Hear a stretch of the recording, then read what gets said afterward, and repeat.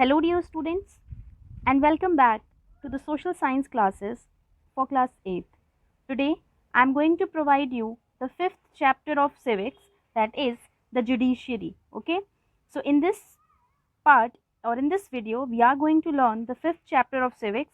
The name of the chapter is the judiciary, and today I am providing you the first part of this chapter. Now, let's see what we are going to learn.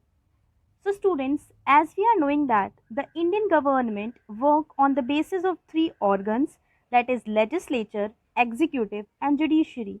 In the previous chapters, we have learned about the legislature, that is we have learned about the parliament, Lok Sabha and Rajya Sabha, and we have also learned about the executive, that are prime minister, president or the council of ministers.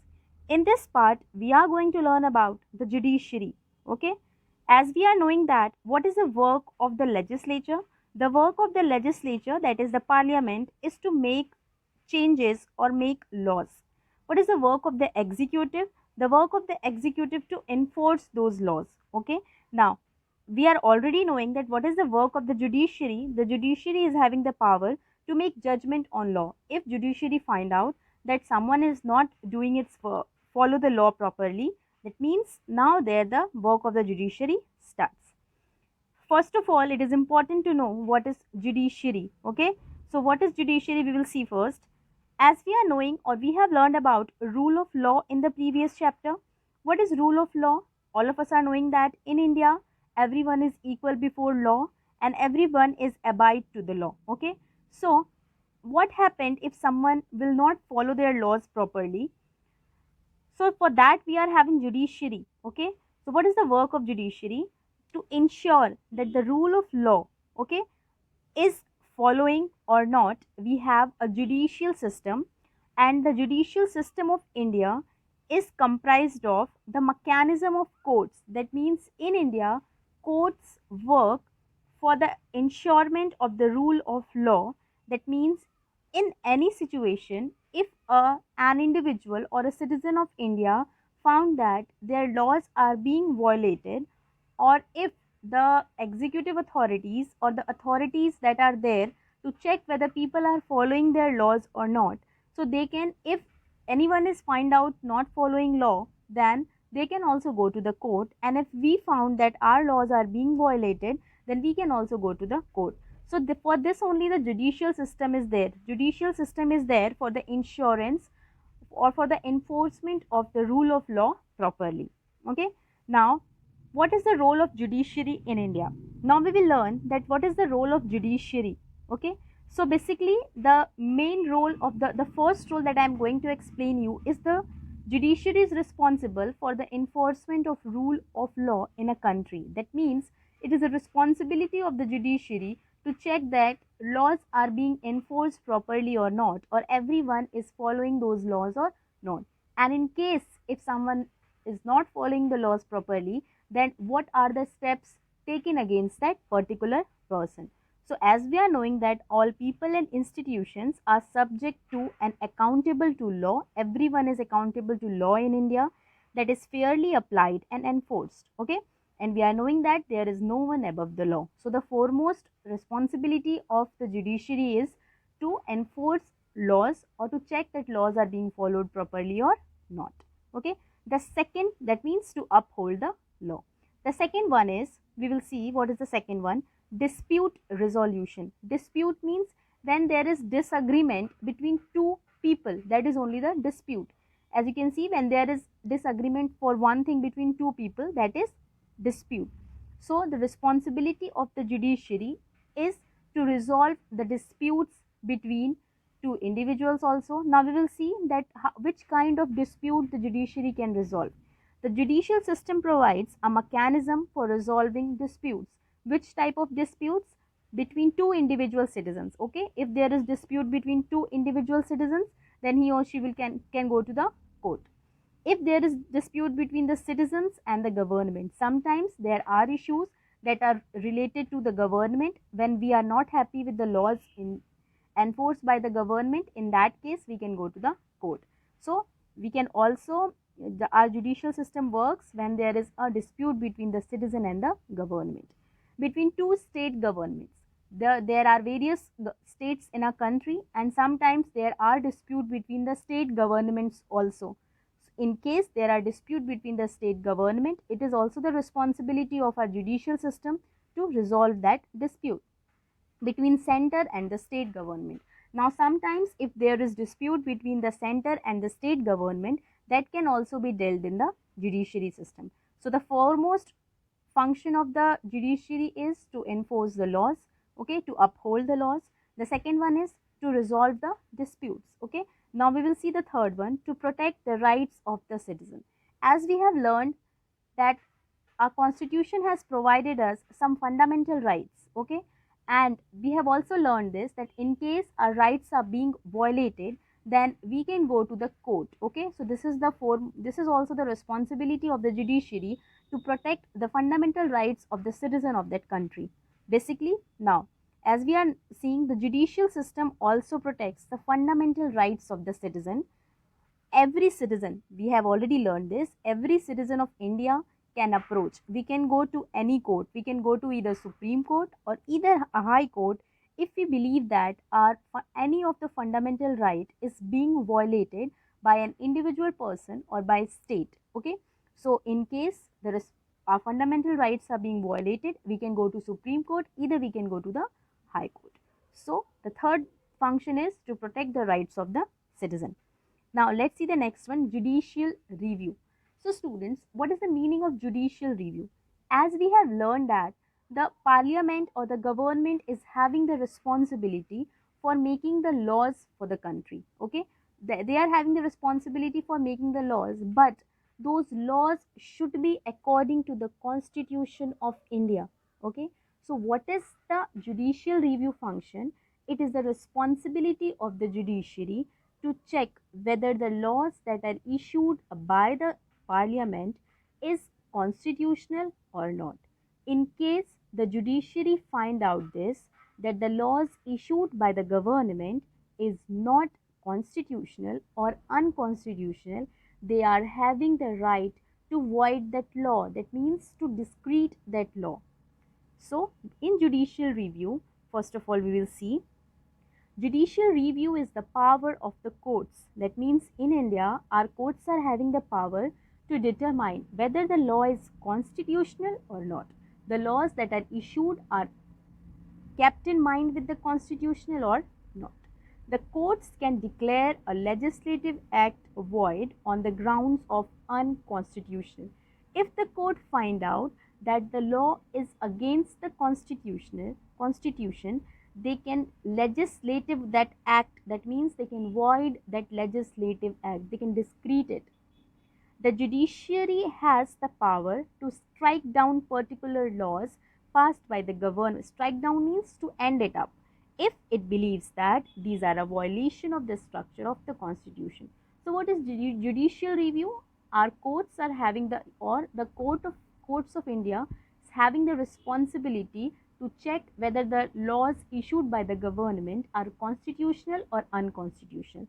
If the laws are unconstitutional, then the judiciary is having the power to void that legislative act. I hope it is clear to you all.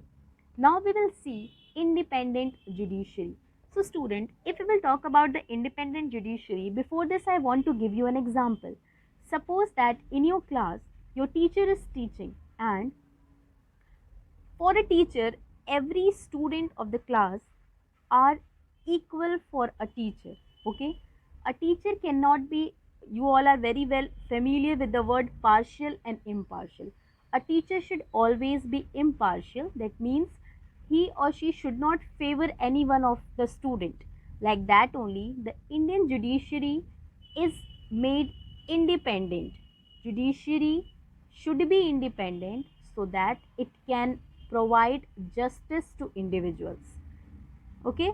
So that is why Indian judiciary is independent, so it can provide justice impartially, without any partiality, without taking anyone's favor, okay. Now we will see what is the mean, like unbiased judiciary, it has to be neutral, judiciary has to give fair decisions. So we will see what is the meaning of judicial independence, okay. So it is an idea that the judiciary need to be kept away from the other branches of the government, and how the judiciary can be independent.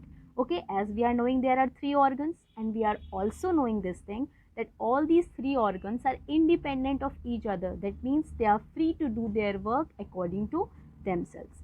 So the judiciary is independent of both the organs. Just this we kept because so that the justice should be provided to everyone.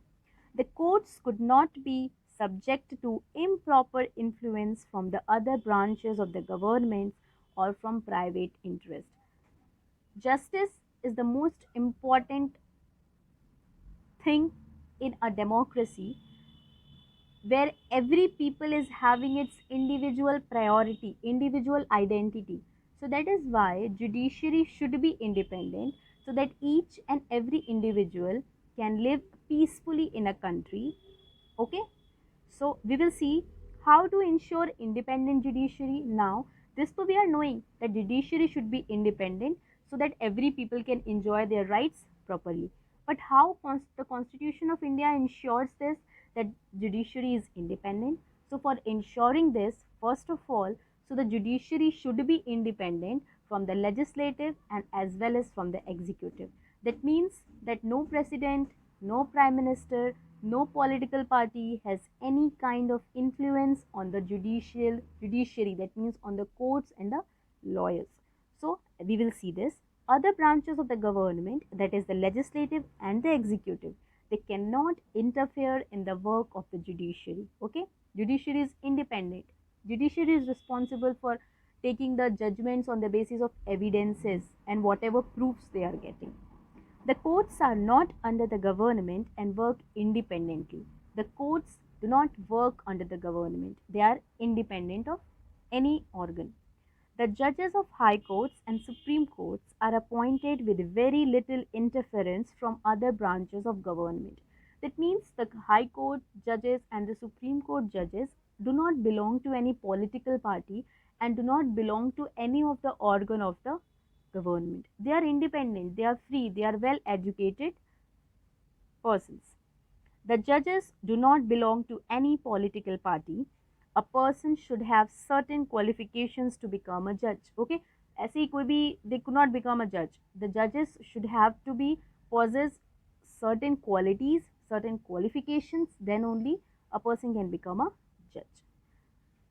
The position of judge is permanent. Now, a judge of any of the Supreme Court or High Court cannot be removed like that only. Okay, their position is fixed. Once the judge is appointed in the Supreme Court or the High Court, they work till their retirement. Okay, no one have power to remove him or her. They work for the justice till their retirement, and a judge retires at the age of 65. But in some cases, if the judges find out misusing their power, in that case they can be removed by the process of impeachment. As we have learned in the previous chapter that president can be removed by the process of impeachment, like that only judges can also be removed by the process of impeachment, but only when they are found misusing their power. Now, the judiciary is not financially dependent on either of the executive or the legislative.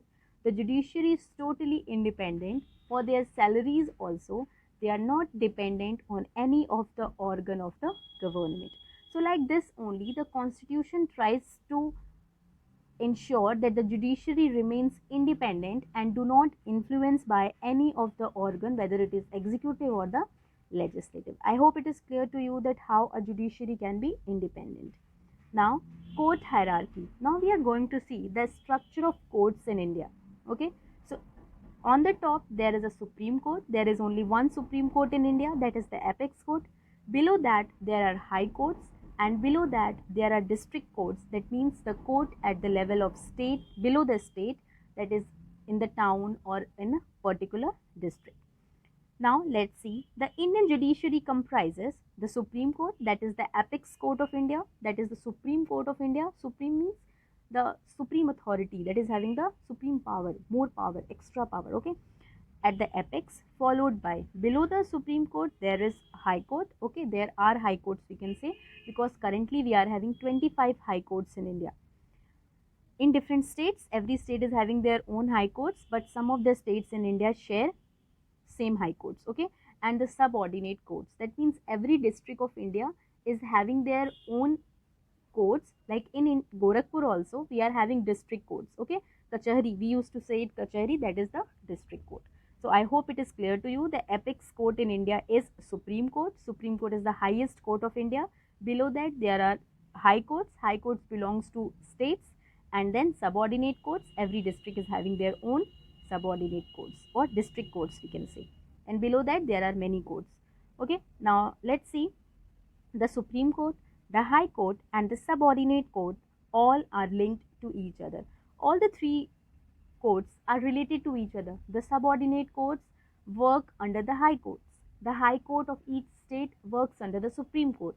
Okay, so like that only all are linked to each other. Okay, that is why the Indian judicial system is also known as integrated judicial system. If the question arises that why the Indian judicial system is known as integrated judicial system, so your answer will be simple, because the High Court, Supreme Court and the subordinate courts are linked to each other. Okay, now we will see, as you are knowing, that the Supreme Court is the highest court in India, and the Supreme Court of India is located at New Delhi. This is the Supreme Court of India.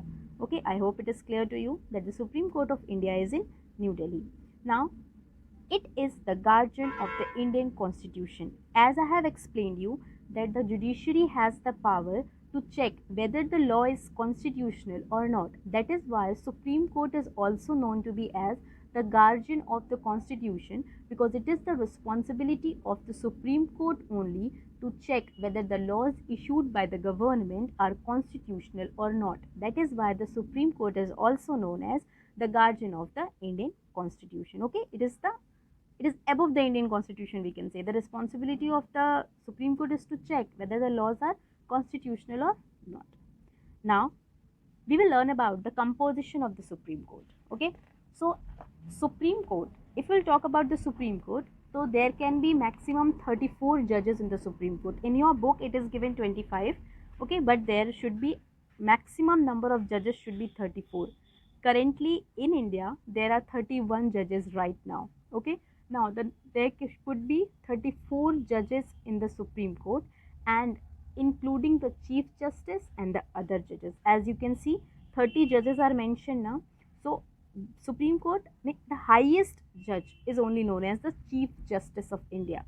The highest judge is known as I think present is Bobde something is the Chief Justice of India. So Supreme Court, so highest official is Chief Justice, and he is assisted by 30 more judges, or we can say that 33 more judges. Okay, and currently we are having 31 judges in the Supreme Court. So including the Chief Justice, the maximum number of judges in the Supreme Court is 34. So I hope composition is clear to you. There is one Chief Justice and 33 judges. Now, qualifications to become a judge of the Supreme Court. If we will talk about what are the qualifications to become a judge in the Supreme Court, so for that he or she must be a citizen of India. You have to be a citizen of India. Now, two type of qualifications are required. Either you have 10-year experience like an advocate. Okay, either you are having 10 years of experience as an advocate in the High Court or Supreme Court, or you are having 5 years of experience as High Court judge. Okay, you are having the experience as a High Court judge. And one more thing, you have to be there in the distinguished jurisdiction or in the distinguished juries. That means there should be your name in front of the president. The president is knowing you. You have done some distinguished cases. You have solved some distinguished cases. Then only you can become a. You are having well experienced in the field of jurisdiction. Then only you can become a judge of Supreme Court. Okay. Now, who appoints the judge of Supreme Court? The president is having the right to appoint the judges of Supreme Court. Now, if we will talk about the tenure, this I have explained you that the judges of the Supreme Court are appointed permanently, that means they cannot be removed easily. So that is why they can be the judge of Supreme Court up to the age of 65. After 65, they will retire. But in case if any judge find out not doing his work properly or misusing his power, his or her power, he or she can be removed by the process of impeachment. I hope it is clear to you. Now we will see jurisdiction of the Supreme Court. Now students, what is the meaning of jurisdiction?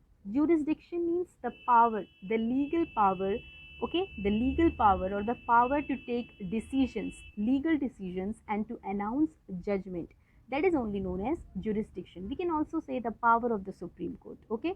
So now in this part, we are going to learn about the powers of the Supreme Court. What are the powers of the Supreme Court?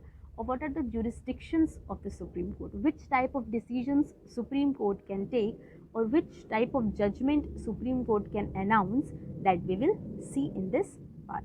Now let's start with, there are various jurisdiction of the Supreme Court: original jurisdiction, advisory jurisdiction, okay, law declared by the Supreme Court binding on all courts in India, like that is supervisory jurisdiction, okay. Court of record is having the power of Supreme Court, okay. Appellate jurisdiction, that is highest court of appeal in the country. And the last one is writ jurisdiction, okay. So these are the jurisdiction, or we can say the powers of the Supreme Court. Let's start with the first one. The first one is the original jurisdiction. Original jurisdiction means there are some cases that can only be heard by the Supreme Court.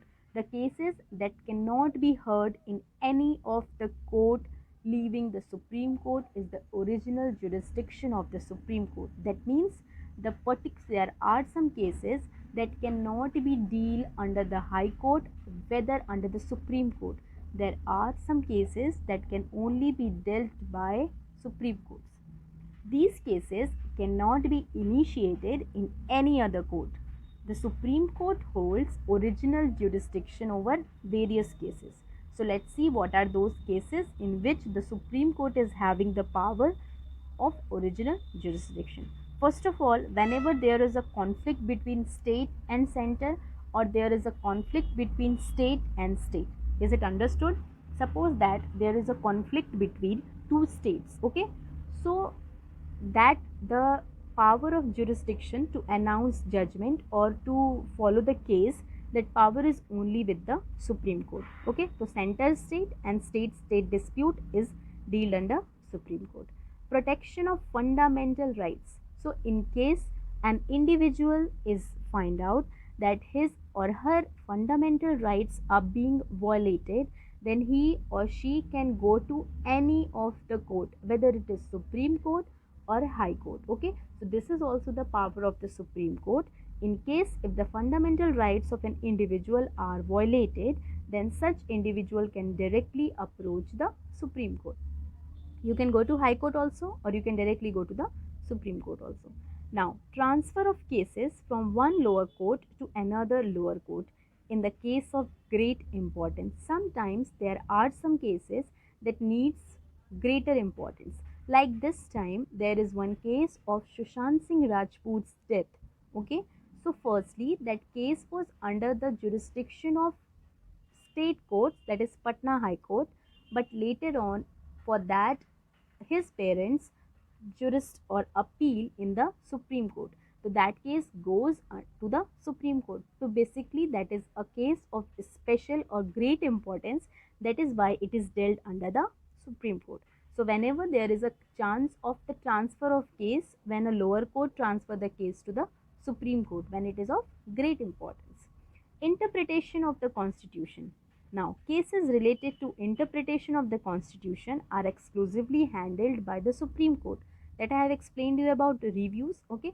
In case the Supreme Court has to check, or in case if someone has filed the case that yes, this law is against the Constitution, so all those cases can be introduced in the Supreme Court, okay. So in which cases Supreme Court take original jurisdictions, central state or state disputes, if for the protection of fundamental rights, transfer of cases from one lower court to another lower court, and interpretation of the Constitution. So all these are under the original jurisdiction. I hope it is clear to you. Now we will see appellate jurisdiction. So students, in the judicial system of India, there we follow a principle. Suppose that we have filed a case in subordinate court. Suppose that we are living in Gorakhpur and I have filed a case in the subordinate court or the district court of Gorakhpur, and district court of Gorakhpur has announced its judgment to me, but I am not happy with the judgment of subordinate court or the district court of Gorakhpur.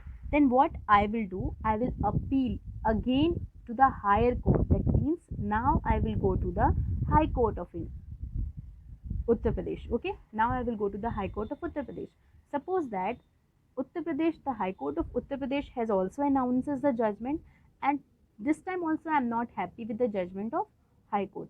Now I have the power or I have the right to go to the Supreme Court, and I can again appeal to the Supreme Court. Now have you understood? So this is a procedure like pyramid, that if we are not satisfied by the lower courts, we can appeal to the higher courts respectively.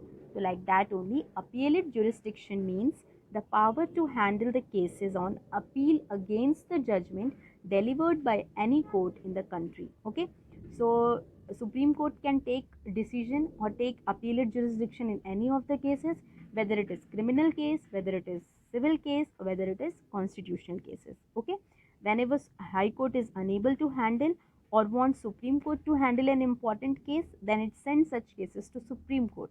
Okay, so all these, whenever we are not happy with the lower decision of the lower courts, we are free to go to the higher courts. I hope it is clear to you. So this is only known as appellate jurisdiction. Now advisory jurisdiction.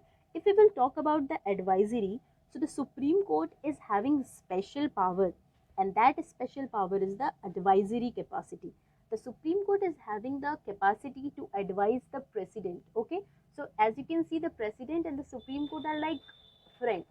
If the president of India want any recommendation or want any advice from the Supreme Court of India, so he or she can ask to the Supreme Court to advise him or her. Okay, so that is only known as advisory jurisdiction. The Supreme Court of India is having the power to advise the President of India in any cases if the President needs advice of the Supreme Court. Okay, so the President might seek the advice of the Supreme Court on matters which involve the public or those which require interpretation of the Constitution. Okay, any advice the President can take related to the betterment of the country. But the President is not bound. If the Supreme Court is advising the President, it doesn't mean the President should follow it. The President is not bound to accept the recommendation of the Supreme Court. So I hope it is clear to you what is advisory jurisdiction. That means the Supreme Court of India is having the power to advise the President of India whenever the President needs advice in any of the cases, whether the case is related to the public or whether the case is related to the interpretation of the Constitution. I hope it is clear. Now we will see revisory jurisdiction. Now what is revisory jurisdiction? So students, sometimes what happens, there are some decisions that are taken by the lower courts wrong, and mistakes are the part of life. So sometimes there are some mistakes that are conducted or by the lower courts. So in that case, the Supreme Court, since the Supreme Court is the highest court, so Supreme Court is having the responsibility to review the judgment again. That means the Supreme Court is having the responsibility to recheck the judgment, whether the judgment passed by the lower courts are right or not. Okay, the Supreme Court is empowered to review any judgment. That means to recheck any judgment or order made by it with the view of removing any mistake or error that might have crept in the judgment or order. This power of Supreme Court is called as revisory jurisdiction. Sometimes the lower courts commit mistakes while announcing the judgment. So in that condition, the Supreme Court recheck or review the judgment. Okay, so that is only known as revisory. That means it is reviewing it, rechecking it. This is done because Supreme Court is a court of record. Its decision has a special importance and can't be questioned in any other court. The if you are not satisfied by the decision of the decision of the Supreme Court is the last one. After the decision of Supreme Court, you cannot go to any court because that is the apex court of India. Okay, so this is revisory jurisdiction. Sometimes if there is any mistake in the judgment, then it is the responsibility of the Supreme Court to recheck that procedure, whole case.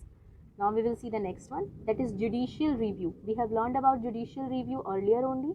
This is the responsibility of the Supreme Court to check that the laws issued by the government or the by legislature of the country is constitutional or not. And if the Supreme Court find out that the laws are not constitutional, they are having the power to discreet it, to end it.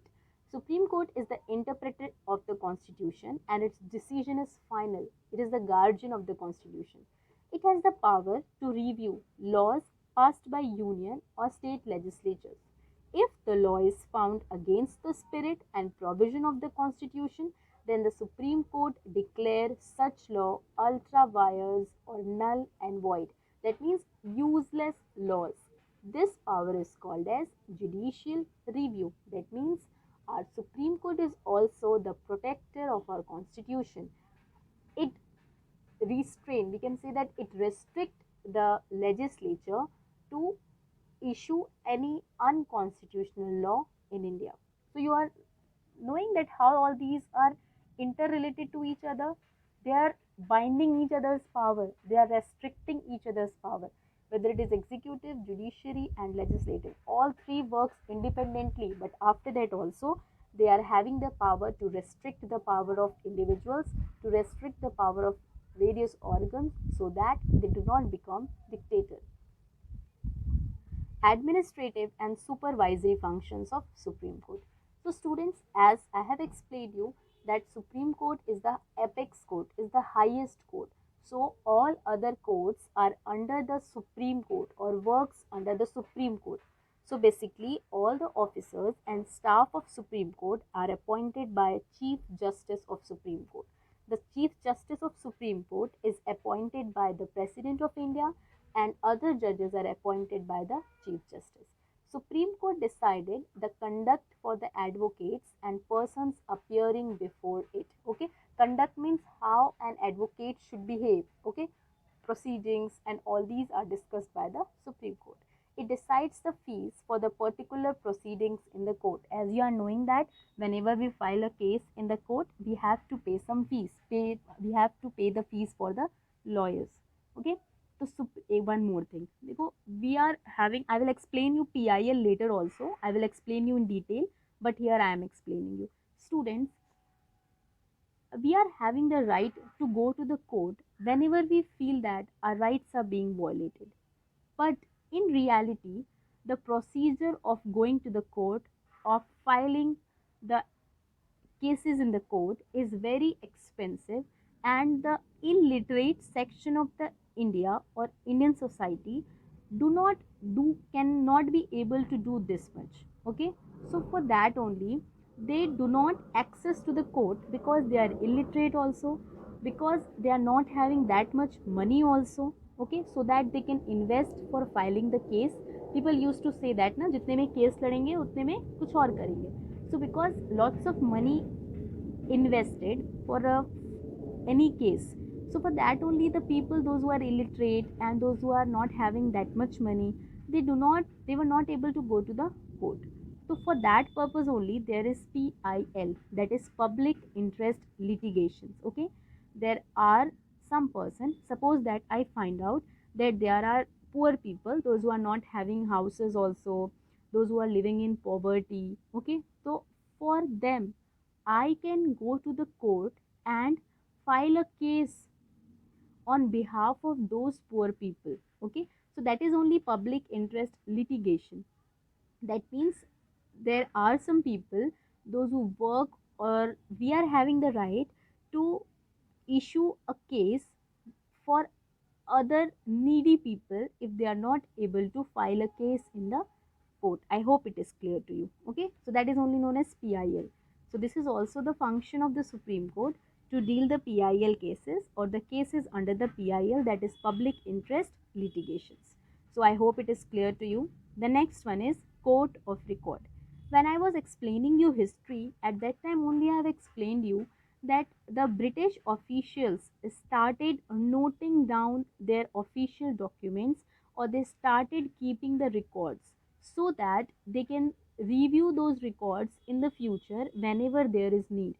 So like that only, the Supreme Court is also the court of record. That means where whatever verdicts, whatever judgments made by the Supreme Court are kept as records, are recorded down. The Supreme Court is a court of record, as its all judgments are recorded for evidence and testimony. And we are knowing that the decision taken by the Supreme Court is the ultimate one, that cannot be denied by anyone. That is the final decision. That is why the decisions or the cases of the Supreme Court are particularly recorded. That is only known as court of record. These judgments serves as precedents for high courts and subordinate courts, so that in case of doubt they can refer to the records of Supreme Court and give a similar decision in a similar case. Now sometimes if with the subordinate courts or high court same kind of case introduced, so in that case they can check the court of record. That means that is a matter of study, that is a matter of research. The lawyers used to read the cases of that are dealt by Supreme Court, so that they can announce the same judgment, or they can use the evidences like that only, or they can handle the cases like that only, like the Supreme Court handled. So for that only they used to maintain a court of record. So I hope it is clear to you. Now this is only for today. There is one more thing, that is writs. Okay, writs jurisdiction, that I will explain you in the second part of the video. That is very important and that is not given in your book, but I want to explain you that. Okay, so I will explain you the writs jurisdiction in the second part of this video.